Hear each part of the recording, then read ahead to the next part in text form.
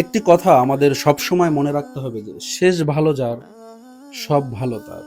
আপনি সবসময় আল্লাহ তাআলার ইবাদত করুন, কিন্তু এটা কখনো ভুলে গেলে চলবে না যে আপনার শেষ পরিণতি কি হবে সেটা সম্পূর্ণ আল্লাহ তাআলার হাতে।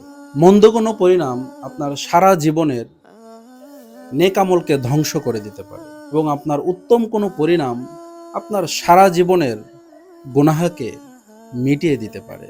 এটা আমাদের মনে রাখতে হবে যে আল্লাহ তাআলার রহমত এবং করুণা যদি আমার নসিবে না আসে, তাহলে আমার আমল আমার কোনোই কাজে আসবে না। স্বয়ং রাসূলুল্লাহ সাল্লাল্লাহু আলাইহি সাল্লাম দৈনিক ৭০ বারেরও অধিক ইস্তেগফার এবং তওবা করতেন, অথচ তার আগের পরের সব গুনাহ ক্ষমা করে দেওয়া হয়েছে।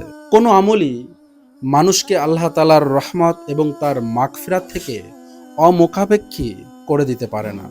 সেজন্য কোনো সময় নেক আমলের উপর আমাদেরকে ভরসা করে থাকলে চলবে না এবং সবসময় এ ব্যাপারে সতর্ক থাকতে হবে।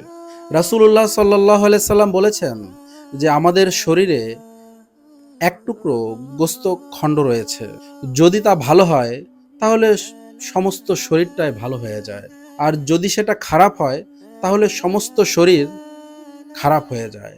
আর সেটি হচ্ছে মানুষের অন্তর, এবং এই অন্তরের পুরোপুরি নিয়ন্ত্রণ আল্লাহ তাআলার 2 আঙ্গুলের মধ্যে।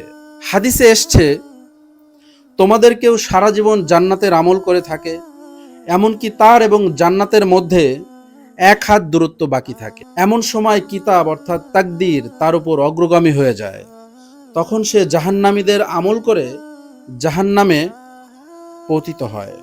আবার তোমাদের কেউ সারা জীবন জাহান্নামীদের আমল করে, এমনকি তার এবং জাহান্নামের মধ্যে 1 হাত দূরত্ব বাকি থাকে, তখন কিতাব অর্থাৎ তাকদীর তার উপর অগ্রগামী হয়ে যায়, তখন সে জান্নাতীদের আমল করে জান্নাতে প্রবেশ করে।